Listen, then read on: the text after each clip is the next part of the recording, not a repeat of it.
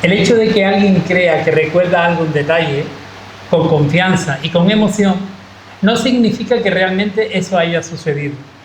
Esta es una de las tantas frases célebres de una mujer referente en psicología forense, que es Elizabeth Loftus, ya que es una de las mayores autoridades mundiales en memoria de testigos y testimonio en los tribunales.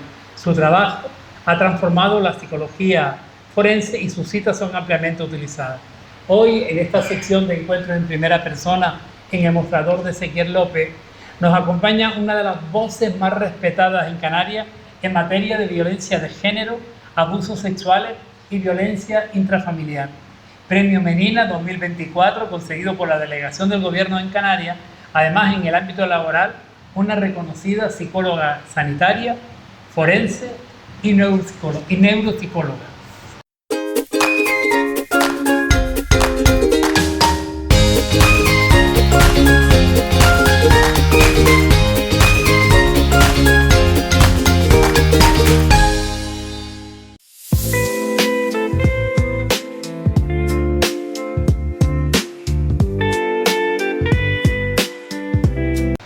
Esta entrevista siempre me encanta presentarla de una manera, con alguien de referente, porque la entrevista se trata más personal, ya no en el ámbito que tú haces, que se conoce y se puede ver, pero más personal. Por eso, a mí me gustaría, como siempre, es como decir, ¿quién es Sabrina González Plasencia? Pues justamente hablando con tu compañero fuera, porque me preguntó que cómo llegué al ejército, porque antes de ser psicóloga... Sabes que eso lo tenía yo también preparado para ti después, ¿no? Pues mira... Lo hemos complementado. Sí. Pues quién es Sabrina viene un poco por ahí porque empecé estudiando enfermería y en verano del 2020 una compañera me dijo, Chacha, ¿por qué no nos metemos en el ejército? Y pues uno que quiere conocer el mundo, dije, venga, y me presenté junto con mi compañera. Mi amiga no entró, yo entré en el Ejército del Aire y justamente cuando se lo comenté a mis padres, me quedaba el último año de estudiar y mis padres era como imposible. Digo, pues me marcho a Zaragoza y digo, voy a probar. Mi hermano ya estaba en el ejército y todo, y pasé todas las pruebas físicas y ahí comenzó la vida mía militar. ¿Y quién es Sabrina? Pues una persona que le gusta ayudar. Yo creo que, bueno, es más, en una de las misiones en Afganistán, mi apodo era Sor Sabrina. Ah, sí, te la... Sor Sabrina, es más, tengo mi parche que lo pone. Entonces yo creo que si algo me define es el ayudar a todo el mundo. Sí. Tu compromiso comunitario. Que sí. Eso está bien, pero cuando hablamos, yo no quería llegar todavía a lo de cómo pasas de enfermera militar a psicóloga forense, porque decides entrar allí, tú entras, tu amiga no, te vas a Zaragoza, pero ¿cómo se hace una de...? Claro, a ver, a mí siempre me había encantado ser psicóloga, es decir, lo mío era el tema o médico forense, o yo quería estar con los muertos, o quería ser psicóloga o criminóloga. Claro, estamos hablando de que yo nací en el año 79, es decir, cuando yo voy a empezar a estudiar, aquí todavía criminología era privada, sí. Es decir, pero privada de que mis padres eran trabajadores, no se lo podían permitir. Psicología no estaba aquí, era Tenerife, con lo cual también era otro gasto, pues que en aquel momento, además mis padres estaban separados, corría más a coste de mi madre, entonces al final fue, tienes que estudiar lo que hay aquí en Gran Canaria. Entonces siempre me quedó como la espinita de la psicología. Y cuando estaba en el ejército, pues opté. Empecé primero por la UNED. ¿Y qué me pasó? Que me mandaron para Afganistán en el año 2008-2009. Y la UNED, pues su respuesta a los exámenes es que vaya a China. Y dije, claro, yo le voy a pedir permiso a mi coronel, ¿sabes? De la base, en pleno Afganistán, en guerra, de ¿me das permiso para irme a China, a la sede de la UNED, para examinarme? Digo, claro, y mi coronel me va a decir, claro que sí, mi niña. Y entonces, bueno, ese año lo perdí y después me informaron de otra universidad de distancia, la Oberta de Cataluña, y ahí terminé e hice psicología. O sea, de ahí pasaste de la enfermería militar a la... Estudié lo que es psicología y después estuve compaginando, destinada aquí en la base área de Gando, en el botiquín, estuve compaginando hasta el año 2022, que ya tuve que colgar el uniforme. ¿Pues tú naciste aquí? Sí, yo soy canariona. Canariona, sí. Aunque no lo parezca. ¿De dónde eres? De Casablanca 1, nací en Casablanca 1. Buena zona de la ciudad, me parece muy bien. Oye, por cierto, en la profesión tuya, ya no hablo de enfermería porque yo la conozco por mi relación con el hospital y mis tantos años de trabajo, pero en tu profesión como psicóloga forense, como neuropsicóloga, ¿el techo de cristal Existe. existe? Existe, aunque es cierto, y tú lo sabes, Gregorio, como personal Sí. sanitario, que es cierto que el personal sanitario, la mayoría somos mujeres, Sí. es decir, médicos y todo, pero hay una gran diferencia, es decir, a la hora de llegar a los altos cargos, muy pocas mujeres llegan, pero ¿por qué? Porque todavía a día de hoy, ¿quién sacrifica? La mujer sacrifica por cuidar al niño, la mujer es la que sacrifica por la casa, la mujer es la que sacrifica, porque en verdad a día de hoy, y lo veo con mis compañeros, no, cógete tú la baja por paternidad, la por maternidad, que yo no voy a tener problema. Y es como, ¿por qué tiene que la mujer ceder? Pero ¿Sabes? eso ocurre también en otros ámbitos, en el educativo, en la judicatura, mayoría de Bueno. mujeres, y sin embargo todos los puestos de responsabilidad son ocupados por hombres. Por eso quería preguntarte yo si precisamente en esa rama el techo de cristal existía, que sigue existiendo, desgraciadamente. Sí, solamente tenemos que mirar los colegios de psicólogos de toda Claro. España, quienes lo llevan, hombres o mujeres. Claro, ¿sabes también que pensaba? Que como tú eres una mujer muy comprometida con juzgados de violencia, sobre todo para aportar una idea, lo que hablamos antes, lo de la frase, que a veces los hechos que uno cree que recuerdan no son esos hechos, y ahí estás tú para ayudar a las personas, para poner en contexto todo lo que ha sufrido y sobre todo todo lo que le pasó por su cabeza y lo que le sigue pasando, ¿no? Claro, fíjate, justamente esta mañana, Gregorio, tuve que acompañar a una paciente mía, víctima de violencia de género, y yo pensaba que habíamos evolucionado, es decir, porque además de ser todo esto, también formo a la Policía Nacional, a la UFAM, de la provincia de Las Palmas, y a la Guardia Civil, a la Policía Autonómica, y yo creo, o creía, que están concienciados a la hora de hacerle las preguntas a las víctimas, y mi paciente me dijo que ayer,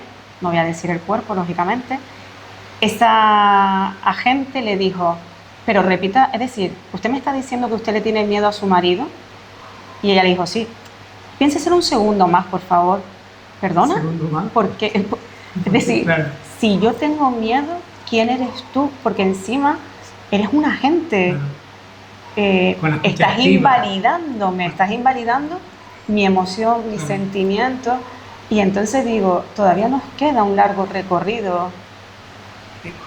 Tiene que oír, no solamente tiene que escuchar, porque a veces se escucha, no, tiene que oír qué es lo que está diciendo, tiene que reflexionar, quien sea, en este caso la gente o el agente, tienen que reflexionar sobre lo que está escuchando y no cuestionar nunca a sus interlocutores por qué es lo que está ocurriendo. Y eso, en Telde había casos en los cuales los niños y las niñas, como los juzgados no tenían personal cualificado para su valoración, yo llegué a un acuerdo con el juzgado en ese momento en Telde, en el 2015-2016, para que el personal nuestro técnico pues hiciese una evaluación de los menores cuando eran sometidos a violencia de género por parte de sus padres, ¿no? De su padre en este caso.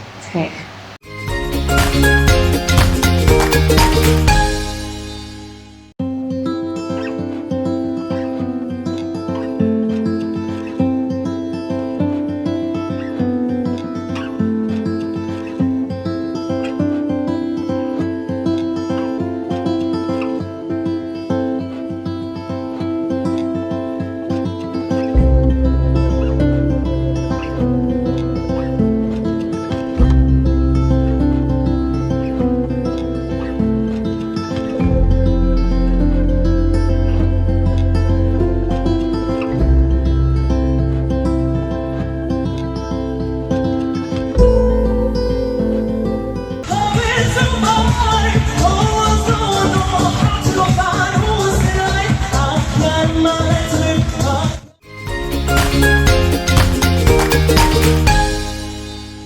¿Hay diferencia de comportamiento machista dentro y fuera del mundo de la psicología forense? Sí. ¿Tú que estás dentro? ¿Sí? Hombre, sí. Y todavía tengo que escuchar comentarios de compañeros psicólogos de, a lo mejor la mujer se lo ha buscado, pero no solamente compañeros masculinos, también de compañeras femeninas, es decir, tenemos... Sí, que la misoginia en este caso, cuando se ataca a la mujer, siempre pensamos que son los hombres hacia las mujeres, pero que la misoginia también está interiorizada en el discurso de muchas mujeres, desgraciadamente, ¿no? Y es más, para que una mujer pueda ascender, a veces creemos que es el hombre quien le pone la zancadilla y a veces más la mujer, una compañera quien le pone la propia zancadilla. Es decir, el ver cómo una compañera pueda crecer, pueda conseguir cosas, crea mucho envidia. Y yo siempre cuando alguien me dice algo de nosotros, de profesiones, y digo, estudia más, haz lo que está haciendo esa compañera. Y cuando hablan de víctimas, ¿por qué? Porque es cierto que yo trabajo con las víctimas y a lo mejor mucha gente me dice, es que tú estás sesgada. Digo, no, es que yo he visto de todo. Es decir, yo he podido ver, Gregorio, a una niña de 10 años decirle a un juez, el juez preguntarle en una prueba preconstituida, pero a ti tu agresor sexual, que era su tío, ¿te llegó a pegar? Y le dice la niña, no. Dice, pero ¿y entonces por qué en el informe de tu psicóloga le dices que tienes miedo? Dice, ¿usted ha visto lo alto que es? ¿Usted ha visto cómo habla? No necesitaba que me pegara para que me hiciera y quedarme yo quieta. Es decir, 10 años, Gregorio, escuchar eso. La intimidación no es solamente por la fortaleza de la otra persona, es también por la actitud. Correcto. Por el habla, por la expresión lingüística que utilizamos para someter a las personas, con los cuales, cuando se habla de miedos, tenemos que hablar de todos los tipos de miedos, pero todavía tenemos muchos perjuicios, los hombres, y también las mujeres, con respecto a las víctimas, ¿no? Y muchas veces, desgraciadamente, nos vamos al victimario, en vez de la víctima que tienes que escuchar, es a ella. A sus hijos e hijas, que lo que van a contar lo que han vivido y lo que es su relato, ¿no? Y ahí estás tú, como psicóloga forense, para que el relato se construya en el sitio y en el momento, que es lo que hace psicología forense. Claro, es decir, yo estoy en dos áreas, es decir, hay una parte que es cuando me piden una evaluación forense, pero después está la parte mía como sanitaria, que es que yo doy la veracidad, es decir, yo doy todo el relato de lo que ha pasado esa víctima, es decir, desde el minuto 1 que me llega a terapia y cómo me va relatando los hechos.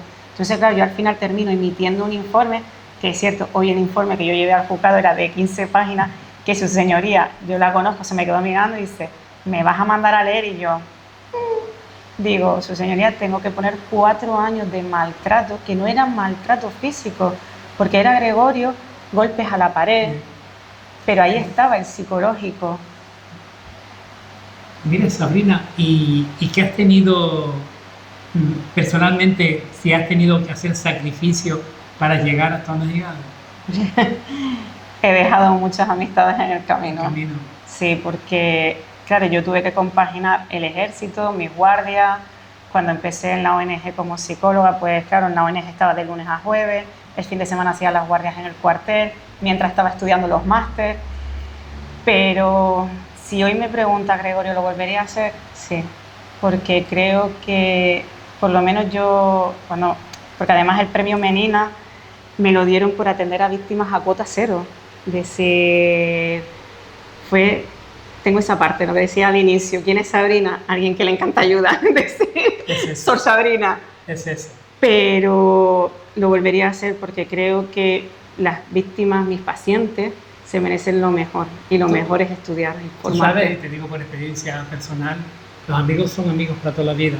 Hemos tenido etapas, pero que son verdaderamente amigos, da igual, 10 años de la historia, y es como si hubiese sido ayer la separación, porque los vínculos que... Luego está la gente que se reúne alrededor, que llamamos amigos, y que sacrificamos sus momentos de la historia, y sobre todo también los momentos familiares, que sí sacrificamos en la vida cuando te dedicas a todo eso, ¿no? Entonces decía yo de ese tipo de sacrificio que uno dice, mira, sí, pero lo volvería a hacer como tú acabas de decir, ¿no? Claro, que te honra. Tú piensas que tú como sanitario lo sabes, que te tienes que estar formando todo el rato en nuevas técnicas que te salen en el hospital, y en psicología es lo mismo, es decir, en psicología, y más ahora el campo de la neurociencia está en auge, es decir, y me encanta porque es cómo funciona el cerebro, cómo regular las ondas cerebrales, cómo poder llegar a esa zona donde hay un déficit de atención y poder ayudar, o cómo...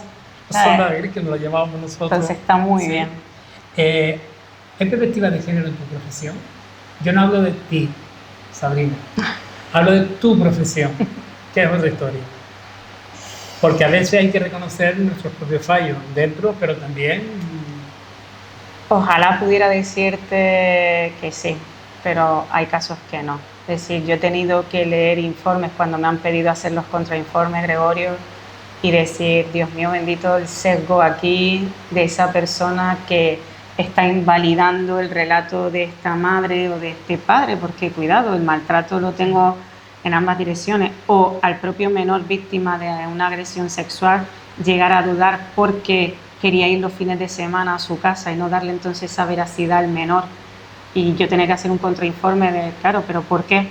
porque su agresor o su agresora le estaba dando algo a cambio. Es decir, a mí es algo cuando voy a dar las formaciones de agresiones sexuales, me gusta explicar mucho el proceso de la seducción, ganarse la confianza de la víctima, porque es muy fácil. Todo el mundo se piensa que un adulto llega a un menor y el menor ya grita porque directamente va a hacer una penetración, ¿no? Esto todavía es un recorrido y tienen toda la paciencia del mundo. Sí. O sea, es decir, para que llegue a una penetración, Gregorio, sí. pasa meses y hasta años. Entonces, yo cuando leo esos informes es donde me doy cuenta de... Sí, si tú permitías que te hiciese estos regalitos, pues tú ya querías algo y permitías que fuese el inicio o el inductor a que luego tuviese una actitud contigo correcta, agresiva o sexual, ¿no? O cuando una víctima vuelve con su agresor, una víctima de violencia de género vuelve con su agresor, es que entonces no es tan víctima, perdona, hay una dependencia emocional, es decir, su cerebro necesita dopamina y también en otras casas económicas. Que dice a dónde va a ir ella, ¿no? Que me lo han dicho a mí, a dónde voy a ir yo si mis hijos no tengo dónde caerme muerto. Una pregunta que te quería hacer yo, porque no quiero que se me fuera de la que tenía, es ¿qué estrategia habría que implementar para primero disminuir y luego erradicar la violencia de género, si es que la hay? Más prevención, pero fíjate, Gregorio, cuando yo hablo de prevención desde la infancia, es decir, porque ya cuando llega un adolescente con un pensamiento machista y con un pensamiento, como estamos viendo ahora en esta generación, es decir, yo tengo menores, y hablo menores chicos, que comparten la ubicación con las chicas, con sus novias, y además que acuden a terapia por crisis de ansiedad, porque si no le responden a la novia se corta. Cuidado, es decir, la novia se está autolesionando si el chico no le responde. Sí. Claro, esto, ¿de dónde tenemos que empezar? Es la dependencia. Desde atrás, mucha psicoeducación. Y hay gente que me dice, cuando yo digo, me acuerdo, y tú más te acordarás, las escuelas de padres, esas escuelas de padres, Gregorio, deberían de volver. Es decir, yo no me meto a nivel que antes eran católicas, no, me refiero de poder educar a esos padres de qué es un límite, qué no es un límite, porque hemos pasado de una educación totalmente autoritaria donde el menor no podía ni respirar si el padre o la madre no daba permiso, ahora a una totalmente permisiva de el niño tiene que opinar y si él dice que no vamos a la playa, no vamos a la playa. Un niño de 5 años. Sí. Mira, Sabrina, ya estamos concluyendo porque ya nos ha avisado que el tiempo... Pero yo sí quiero hacerte una pregunta. El sistema Biogen. El sistema Biogen es una herramienta informática, que la gente sepa, del Ministerio del Interior en España que protege a las víctimas de violencia de género. Eso de proteger a las víctimas hay que ponerlo entre comillas. Bajo tu punto de vista, ¿qué le falta y qué le sobra? Más humanidad. Porque el tiempo es así. Humanidad. Porque al fin y al cabo es un programa informático que decide si yo estoy en peligro o no. No tiene una mirada humana. Una mirada humana que puede ver mi lenguaje no verbal cuando yo te estoy relatando lo que he vivido con ese agresor. Pues qué miedo entonces con la IA ahora, porque si encima... pues no me toques por ahí. No, tendremos que seguir hablando porque creo que es un tema súper interesante. Además, ya te lo había comentado al principio, que era una de mis responsabilidades en Igualdad en TEL, diciendo primer hombre concejal de Igualdad, poder llevar estas cosas a que la gente... pues puedan escucharlo y escuchar a alguien como tú con ese conocimiento, esa profesionalidad y con todos los datos que nos da, yo creo que se merece que esta ciudad te siga conociendo, te siga investigando.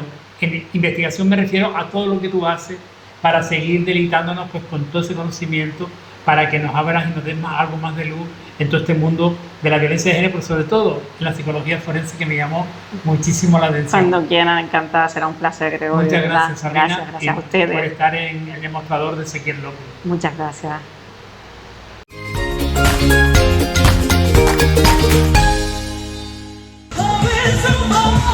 Oh,